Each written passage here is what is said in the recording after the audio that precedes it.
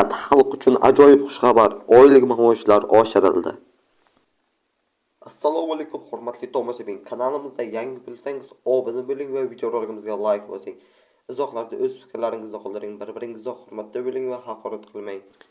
Maktab va bog'cha direktorlarining maoshi oshiriladi. Prezidentning tegishli farmoni bilan maktab direktorlari va ularning o'rinbosarlari hamda maktabgacha ta'lim tashkilotlari direktorlari ish haqi miqdorlari oshirilmoqda. Bu haqda Maktabgacha va maktab ta'lim vaziri Hilola Umarova ma'lum qildi. Keyingi yillarda o'qituvchilarimiz, bog'chadagi pedagoglarimiz oylik maoshlarini oshirish, ustamalar sonini ko'paytirish bo'yicha qator islohotlar qilindi va bu jarayon davom etyapti.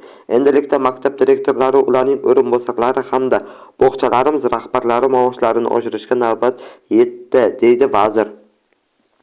Bildirilishicha, farmonda quyidagilar belgilangan: maktab direktori va uning o'rinbosarlari hamda maktabgacha ta'lim tashkilotlari direktorlari ish haqi miqdorlari oshirilmoqda. 2025-yil 1-sentyabrdan boshlab umumiy o'rta ta'lim tashkilotlari direktori lavozimining bazaviy tarif stavkasi 20% ga, o'rinbosar lavozimining bazaviy tarif stavkasi esa 15% ga oshirilib, bog'chalarimiz direktorlari lavozimining bazaviy tarif stavkalari 3 va 4 guruhdagi umumiy o'rta ta'lim tashkiloti direktori o'rinbosari lavozimining bazaviy tarif stavkalariga tenglashtirish orqali oshiriladi. Respublikadagi 10 mingdan ortiq maktab direktorlari, 7 mingga yaqin bog'cha maktab direktorlarining 35 mingga yaqin maktab direktor o'rinbosarlari ish haqi miqdorlari oshiriladi. 2026-yil va 1-yanvardan boshlab umumiy o'rta ta'lim tashkilotlarining direktor jamg'armasi mablag'lari hisobidan direktor va uning o'rinbosarlariga faoliyat samaradorligi ko'rsatkichlari KPIning natijasiga ko'ra bazaviy tarif stavkalariga nisbatan tegishli 20% va 10% miqdorda har oylik ustamalar belgilanadi.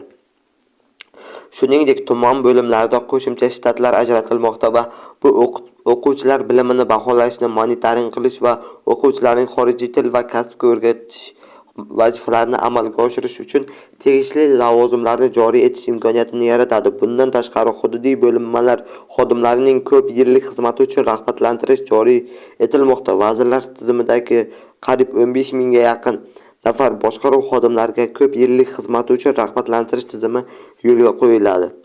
Shu tariqa birga maktab xodimlari mukofot puli miqdorini mehnatga haq to'lashning eng kam miqdorining 75% gacha miqdorda etib belgilanmoqda. Yana bir muhim o'zgarish: avvallari maktablarimizning bo'sh turgan binolari ijarasidan tushgan mablag'larning 40% gina o'sha maktabda qolardi. Endilikda ushbu mablag'larning 75% o'sha maktabda rivojiga sarflanadi. Umid qilamanki, tizimdagi 100 minglab xodimlar hayoti rag'batlantirishga doir mazkur farmon xodimlarimiz moddiy imkoniyatlarini yanada yaxshilab, ularga motivatsiya beradi, ish unumdorligini oshiradi. Pedagoglar, maktabgacha va maktab tizimi moddiy tomonlama ham jozibador sohaga aylanishi lozim. Davlatimiz rahbari qo'llovlari bilan bu masala bosqichma-bosqich hal etilmoqda, deydi vazir Umarova. Shu bilan yangiliklarimiz o'z nihoyasiga yetdi. Kanalimizda yangi bo'lsangiz obuna bo'ling va videolarimizga like bosing. Izohlarda o'z fikrlaringizni qoldiring.